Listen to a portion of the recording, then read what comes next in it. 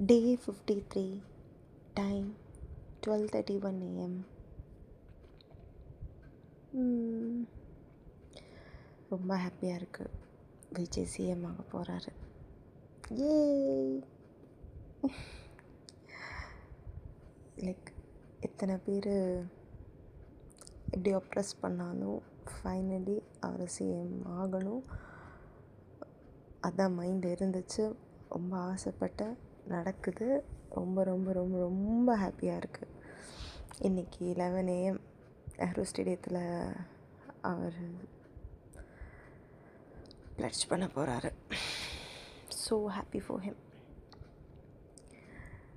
Sanjeev, Robinson இவங்கக்கிட்ட எல்லாம், like Sanjeev office colleague, Robinson security, இவங்க முன்னாடி எல்லாம் ஈவன் சந்து கூட தான் இவங்க முன்னாடி எல்லாம் விஜய் ஜெயிச்சிருச்சுடா அப்படின்னு சொல்லிட்டு சீன் போடணும். Very very happy for him. சரி, என்னோடய கதைக்கு வரேன். ஆக்சுவலி ஒரு நாள் அருண்குமார் சுந்தரன் அவங்க சீனியர் டைரக்டர் பிரைட்டில் அவர் பால் பச்சை கலரில் ஒரு டிஷர்ட் போட்டிருந்தார், லைன் க்ரீன். சூப்பராக இருந்துச்சு. அவரை லைக் இந்த பேமெண்ட்டில் பாஸ் பண்ணி போகும்போது நான் ஜி உங்கள் டிஷர்ட் சூப்பராக இருக்குது கலர் அப்படின்னு. அவர் தேங்க்ஸ்னாரு. அப்புறம் உங்கள் ஃபோட்டோஸ் எல்லாம் பார்த்தேன், சூப்பராக இருக்குது. நீங்கள் ஏன் இங்கே வந்தீங்க? ஏன் மாடல் மாதிரி ட்ரை பண்ணக்கூடாது? சான்ஸே இல்லைம்மா, வேறு லெவல்மா, அந்த மாதிரிலாம் ரொம்ப புகழ்ந்தார். அது ஆக்சுவலி நான் சொல்ல மறந்துட்டேன். 2 நாள் முன்னாடி சொன்னார், அது வீடியோவில் போட மறந்துட்டேன். சொன்னப்போ நான் எதுவுமே சொல்லலை. ஏன்னா பேக்ரவுண்டில் சந்து சரவணும், ஜி இப்படிலாம் சொல்லாதீங்க ஜி, ரொம்பவே ஆடுவா, இதை வேறு சொல்லிட்டிங்களா, அவ்வளோதான் அப்படின்லாம் சொல்லி சிரிச்சிட்டு இருந்தாங்க. நல்லா இருந்துச்சு கேட்க. அப்புறம் நேற்று எனக்கு ப்ரைட்டில் சங்கீதான்னு ஒருத்தவங்களை ரொம்ப பிடிக்கும். நான் ரொம்ப அட்மையர் பண்ணுவேன் அவங்கள. என்னமோ தெரியல, ஒரு சிஸ்டர் ஃபிகர், ஒரு எப்படி சொல்கிறது, பார்த்தாலே எனக்கு ரெஸ்பெக்ட் கொடுக்கணும்னு தோணும். அந்த மாதிரி அவங்க கொலீக் இருக்காங்க. அவங்க இதுவரையும் நான் அவங்கக்கிட்ட பேசினதே இல்லை, ஃபர்ஸ்ட் டைம் தான். அவரே பேசினார். என் பேயில் எனக்கு ஒரு டவுட்டு, இந்த திங்ஸ் எல்லாம் கீழே வச்ச விழாதா அப்படின்னு கேட்டார். அப்போ நான் சொன்னேன், விழுந்திருக்கான்னு கேட்டார் ஃபஸ்ட்டு. அப்போ விழுந்திருக்கு, வேணும்னு யாராவது விழ வைப்பாங்க, அவ்வளோதான், தானாலாம் விழாது அப்படின்னு. ஏதாவது ஒட்டி வச்சுருக்கீங்களா கேட்டார். இப்போ இல்லை, இப்படி தான் இருக்குது அப்படின்னு. ஏன் கேட்குறீங்கன்னு கேட்டப்போ அவர் பிளேஸில் 3 ஸ்டோன்ஸ் வச்சுருக்காங்களாம். எப்போவுமே அது யாராவது கீழே போட்டுருவாங்களாம். அப்போது நான் சொன்னேன், ஐயோ எனக்கு தெரியலை ஏன் அது விழுதுன்னு. ஐடியலி விழக்கூடாது அப்படின்னு. அப்போ அவர் சொல்கிறாரு, என்னோடய திங்ஸ் எல்லாம் விழாததுக்கு காரணம் நான் ரொம்ப அட்ராக்டிவாக இருக்கேனா, ஸோ அந்த சைடு விழாதான். ஐயோ, அவரெல்லாம் அப்படி பேசுவார்னு எனக்கு நேற்று தான் தெரியும். செம்ம ஃபன்னு. சந்துட்ட சொல்லி சந்து ரொம்ப சிரிச்சார். அப்புறம் வேறு என்ன நடந்துச்சு?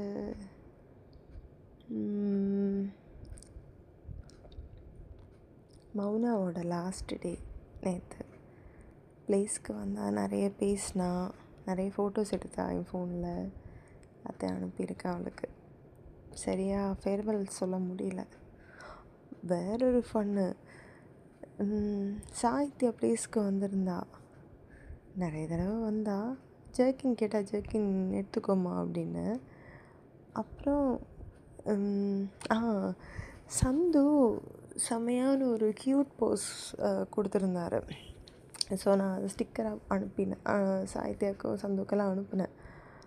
அப்போ அவங்க சாகித்யா என்ன தெரியுமா சொன்னாங்க, எதுக்கு இவங்க ஃபோட்டோ அனுப்புனீங்க, உங்கள் ஃபோட்டோ அனுப்புங்க, வால்பேப்பராக வைப்பேன் அப்படின்னா. நான் சும்மா விளையாட்டுக்கு சொல்கிறான்னு சொல்லிவிட்டு நிறைய ஸ்டிக்கரும் நிறைய ஃபோட்டோஸும் அனுப்புனேன்.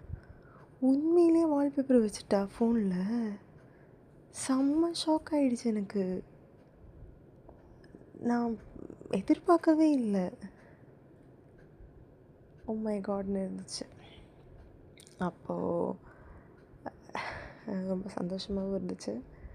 சந்துவுக்கு ஃபார்வர்ட் பண்ணி விட்டேன், பாரு என்னெல்லாம் ஃபோட்டோ வால்பேப்பராக வைக்கிறேன் அப்படின்னு. ஜாலி தான்.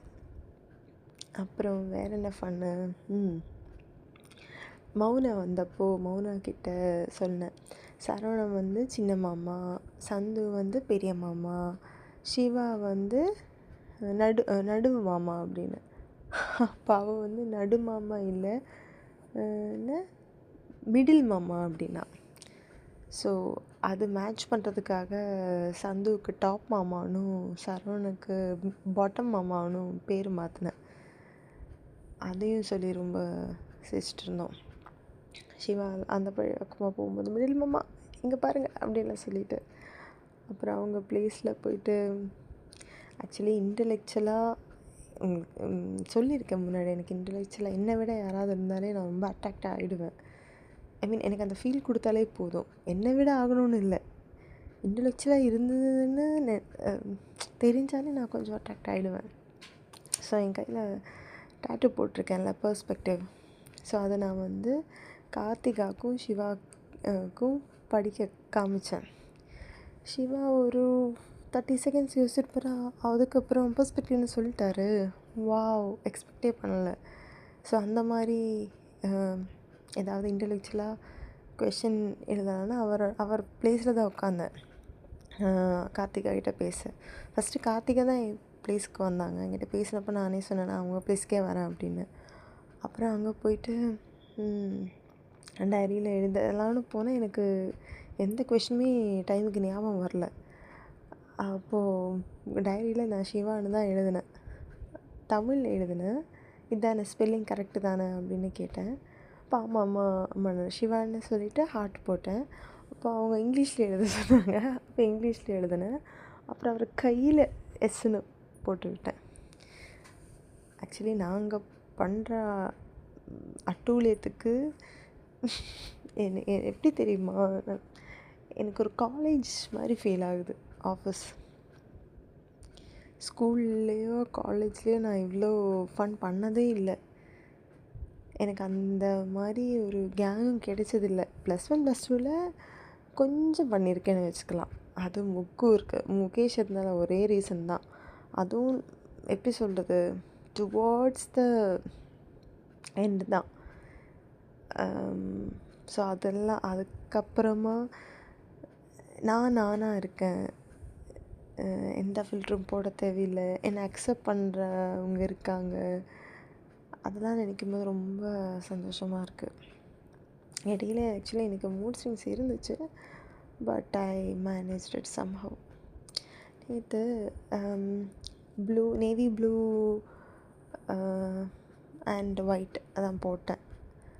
அது ஒரு கைண்ட் ஆஃப் எப்படி சொல்கிறது, அதுக்கு ஏதோ பேர் இருக்குது, டங்கிரி. ஆமாம், டங்கிரி மாதிரி இருக்கும்.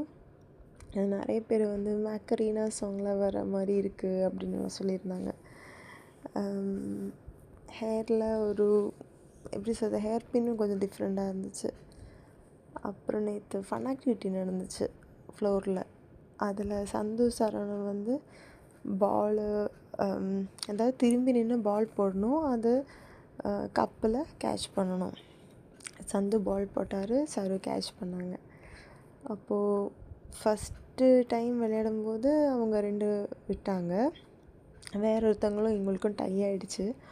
அப்போ நான் சந்துட்டி சரவண்டி சொன்னேன், நீங்கள் தான் ஜெயிப்பீங்க, நான் தான் உங்களுக்கு மோட்டிவேஷன் தரேன். எனக்கு மனசால நினச்சேன், ஆசைப்பட்டேன் அவங்க ஜெயிக்கணும்னு.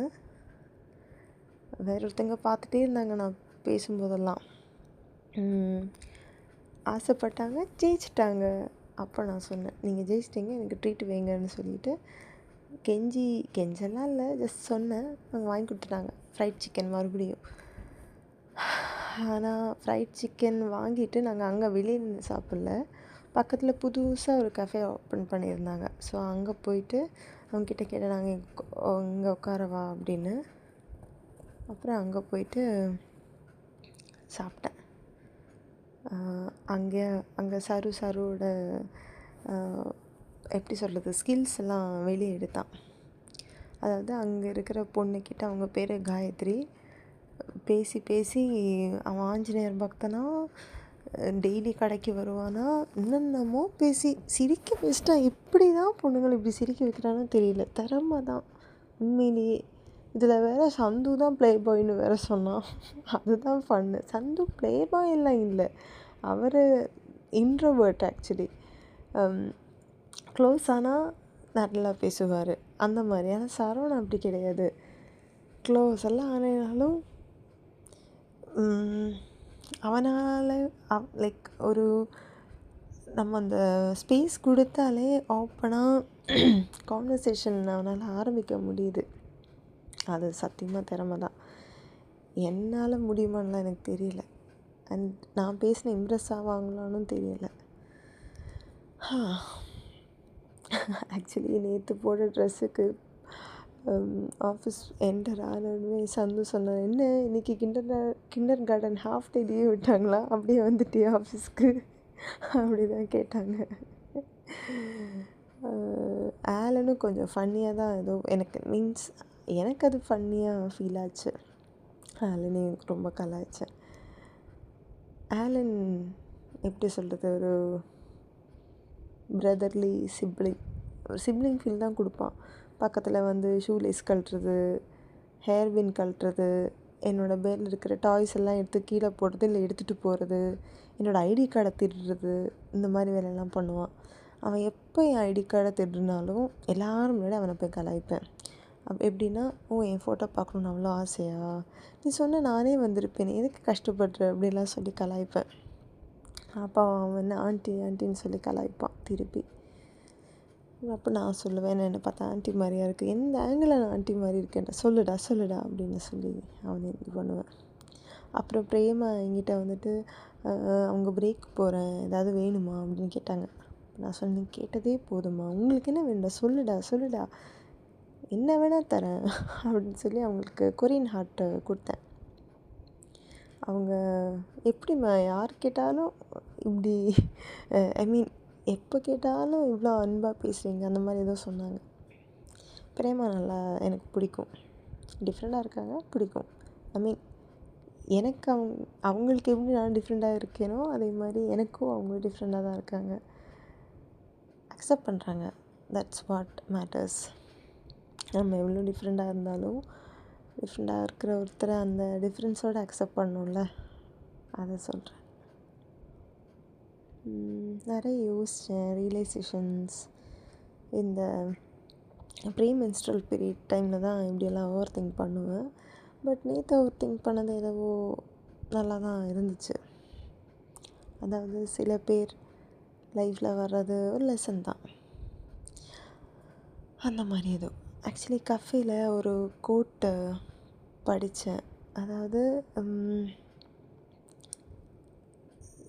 some bad chapters doesn't mean your story is over, அந்த மாதிரி அதான் நான் படித்தேன். ரொம்ப பிடிச்சிருந்தது.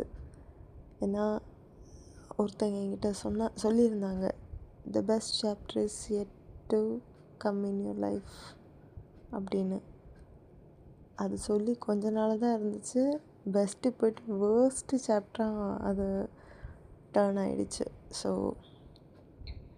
இதுவும் இந்த கோட் எனக்கு எப்படி சொல்கிறது ஆப்டாக இருந்துச்சு. ஐ நீடட் தேட் அப்படின்னு. அப்புறம் ஆஃபீஸ்க்கு தோசை கோவைக்காய் ஃப்ரை தான் பண்ணிட்டு போனேன். அதான் சாப்பிட்டேன், நல்லா இருந்துச்சு, ரொம்ப பிடிச்சிருந்தது. அப்புறம் கேரட்டு, அப்புறம் ஞாவல் பழம், இதெல்லாம் தான் எடுத்துகிட்டு போனேன். கேரட் என்னென்னா கட் பண்ணி எடுத்துகிட்டு போனேன், ஞாவல் பழம் எடுத்துகிட்டு போனேன், ஷேர் பண்ணி சாப்பிட்டோம். வேறு என்ன நடந்துச்சு,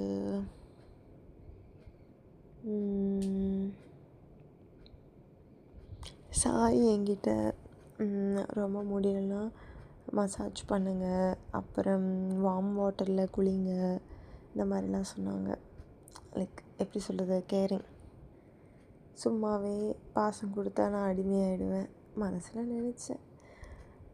எனக்கு இந்த வல்னரபிள் டைமில் சும்மா ஒரு பாசமாக 2 வார்த்தை சொன்னாலே ஐயோ அவங்க நம்ம மேலே ரொம்ப அன்பாக இருக்காங்கன்ற தாட் வந்துடும் இந்த ப்ரீமென்ஸ்ட்ரல் பீரியடில்.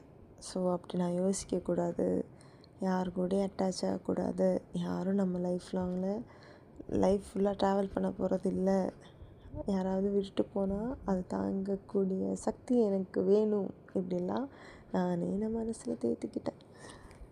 ஆக்சுவலி நிறையா ஒர்க்கெல்லாம் சீக்கிரமாகவே முடிச்சிட்டேன்.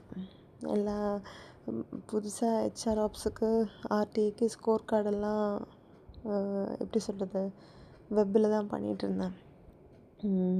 அது இன்னும் கொஞ்சம் அப்டேட்ஸ் இருக்குது, அது ஹரி கொடுத்ததுக்கப்புறம் தான். அதே மாதிரி க்ளவுடும் எனக்கு எப்படி சொல்கிறது 7 hours 8 hours ரீசெட் ஆகுது. ஸோ கொஞ்சம் தான் யூஸ் பண்ண முடியுது, டைம் ஆகும். வேலையெல்லாம் சீக்கிரம் முடிச்சிட்டேன். அப்புறம் நானும் சந்து லாபியில் கொஞ்ச நேரம் உட்காந்தோம். சந்து வந்து அவரோட குழந்த சின்ன வயசில் ஃபோட்டோ ஃபோனில் பார்த்துட்டு இருந்தார். அப்போ நான் சந்துகிட்ட சொன்னேன், இப்போ குழந்தைக்கு 4 வயசு, என்றைக்காவது குழந்த பெரிய பொண்ணாகும், அப்போது நீங்கள் இப்போ அவகிட்ட எப்படி இருக்கீங்களோ அப்படியே இருங்க. அதாவது ஹக் பண்ணுங்கள், கிஸ் கொடுங்க, மடியில் உட்கார வைங்க, எப்படி நீங்கள் இப்போ ட்ரீட் பண்ணுறீங்களோ அப்படியே ட்ரீட் பண்ணுங்கள். ஏன்னா எல்லா அப்பாக்களும் அப்படி இருக்க மாட்டாங்க. எனக்கு அந்த பாக்கியம் கிடைக்கல. என் அப்பா என்னை வந்து அந்த மாதிரி ட்ரீட் பண்ண மாட்டார். ரொம்ப ஏங்கியிருக்கேன். எப்போ பெரிய பொண்ணாகிறதுக்கு முன்னாடியே அப்படி, பட் பெரிய பொண்ணானதும் இன்னும் ரொம்ப டிஸ்டன்ஸ் ஆகிட்டோம். அப்படி இருக்காதீங்கனால நான் சொன்னேன். அவரே சொன்னார், அப்படிலாம் இருக்க மாட்டேன், இப்போ இருக்கிற மாதிரி தான் இருப்பேன். ரொம்ப நாங்கள் டீப் கான்வர்சேஷன் போயிட்டோம், பேரண்டிங், ஃபாதர்ஹுட் அந்த மாதிரி. எனக்கும் ரொம்ப ஆசை சருவுக்கு கல்யாணம் ஆகி சருவோட குழந்த சருவை மாதிரியே பேசணும். ஃபஸ்ட்டு ஒரு பொன் குழந்த அவனுக்கு, அப்புறம் செகண்ட் ஒரு பையன். பொன் குழந்த அவனை எதாவது சொல்லும்போது குச்சமே இல்லைல்ல அப்படிலாம் சொல்லணும், அவனை மாதிரியே பேசணும், சிரிச்சிட்டே இருக்கணும். சந்தோட்ட சொன்னேன், மேபி ஒரு 5 years நம்ம எங்கே இருப்போம் தெரியாது, இந்த ஆஃபீஸில் இருக்கோமோ இல்லை வேறு எங்கேயாவது இருப்போமான்னு, பட் என்னைக்காவது பார்த்தாலும் இதே பாண்டிங்கில் ஃபேமிலியோடு இருக்கணும். இப்போ சொல்லும்போதே எனக்கு அழுக வருது. சருவுக்கு கல்யாணம் ஆகி சந்துவோட குழந்த, எனக்கு அவங்க பேர் வாயிலே வராது. அவங்க ஃபேன்சி ட்ரெஸ்ஸில் வேலு நாச்சியாரை தான் வந்து இமிட்டேட் பண்ணிவிட்டு பேசுனாங்க, ட்ரெஸ்ஸிங்கு எல்லாமே. அதனால் வேலு நாச்சியார்னு பேர் கேட்டாலே எனக்கு அவங்கள தான் ஞாபகம் வரும். இப்போ ரீசெண்டாக விஜயோட ஒரு ஸ்பீச்சில் அவர் வேலு நாச்சியார் பற்றி மென்ஷன் பண்ணியிருந்தார். அப்போது நான் சந்தோட குழந்தைய தான் நினச்சேன். சந்தோட குழந்த ரொம்ப இன்ட்ரோவர்ட்டு. சந்துகிட்டையும் சந்தோட அக்காட்டையும் ஒய்ஃப்கிட்டையும் மட்டும்தான் வந்து அட்டாச்சாக பேசுவாங்க. அவங்க வேலு நாச்சியாரை வந்து ட்ரெஸ் போட்டு காஸ்டியூம் போட்டு அது பற்றி ஒரு இதுவும் பேசினாங்கன்னு நினைக்கிறேன். ஆமாம், ஒரு 1 minute கிட்டத்தட்ட பேசுவாங்க. எப்படி ஞாபகம் வச்சு பேசினாங்க தெரியல, ஆனால் சூப்பராக பேசியிருந்தாங்க. அது சந்துவோட வித்து அப்படி தான் இருக்கும். சந்து எல்லாம் விஐபி மூவியில் டைலாகு பேசியிருந்தார், கிட்டத்தட்ட 1 minute 51 seconds என்னமோ. சந்துவோட குழந்தைல அப்படி தான் இருக்கும். அப்புறம் இப்போ ஒரு 2-3 days வந்தோடனே தூங்குறேன். வேறு எதை பற்றியும் யோசிக்கக்கூடாது அப்படின்னு நினச்சிட்டு. ஆனால் வெளியாகவே எந்திரிக்கிறேன். ஆனால் எந்திரிச்சிட்டு மறுபடியும் படுக்கிறேன். ரொம்ப ட்ரீம்ஸ் எல்லாம் ரொம்ப எப்படி சொல்கிறது இன்செக்யூர்னு நான் நினச்சதெல்லாம் வந்து எனக்கு ட்ரீம்ஸில் இன்னும் அது இன்செக்யூரிட்டி அதிகமாக்குது. என்ன பண்ணுறது பாருங்கள். வேறு என்ன, பக்கத்து வீட்டில் ஒருத்தங்க இருக்காங்க, சின்ன பையன்தான், படிக்கிறான்னு நினைக்கிறேன். அவங்க சேச்சின்னு தான் கூப்பிடுவாங்க. அவங்களுக்கு அன்றைக்கி நான் தண்ணி கொடுத்தேன், இன்னும் தண்ணி பாட்டிலும் வரல. லட்டு கொடுத்தேன், அந்த பவுலும் கொடுக்கல திருப்பி. கேட்க கூச்சமாக இருக்க, நாளைக்கு கேட்கணும். அவங்க வந்து நான் சாப்பிட்டேன்னா, நான் ஆஃபீஸ் விட்டு டோர் லாக்கை திறக்கும்போது, என்ன சேச்சி இப்போ தான் ஆஃபீஸ் விட்டு வந்தீங்களா அப்படி கேட்டாங்க. ஆமான்னு. ஆக்சுவலி அவர்கிட்ட மெசேஜ் அனுப்பிட்டு கேட்டேன், அதாவது சேமியா உப்புமா அவங்களுக்கு பசிக்குதுன்னா சேமியா உப்புமா ஏதாவது பண்ணி தருவேன்னு அவங்களும் என்கிட்ட கேட்டாங்க. சமைப்பீங்களா அந்த மாதிரி ஏதோ ஒன்று. ஆமாம், நான் சமைப்பேன், சமைச்சு தான் சாப்பிடுவேன், உங்களுக்கு வேணாம் ஏதாவது சொல்லுங்கள், நான் சமைச்சு தரேன் அப்படின்னு. அப்போ அவரும் வந்து எனக்கு மெசேஜில், இல்லை நீங்கள் டயர்டாக இருப்பீங்க, நீங்கள் வேணால் சொல்லுங்கள், நான் சமைச்சு தரேன் அப்படின்னு அவரும் சொன்னார். நான் சொன்னேன், கேட்டதே போதுங்க, ஏதாவது வேணும்னா சொல்லுங்கள் அப்படின்னு சொன்னேன். எவ்வளோ நல்ல மனசில் அப்படின்னு தோணுச்சு எனக்கு. அப்புறம் கொஞ்ச நேரம் டிவி பார்த்தேன். Party after life of the party அந்த மாதிரி ஏதோ ஒரு மூவி நேம். கொஞ்ச நேரம் பார்த்தேன், அவ்வளோதான். இன்றைக்கி விஜயோட ஸ்பீச்சுக்காகவே ஏர்லி வந்திருக்கணும், வெயிட்டிங். வேறு என்ன, அவ்வளோதான். டே டன்.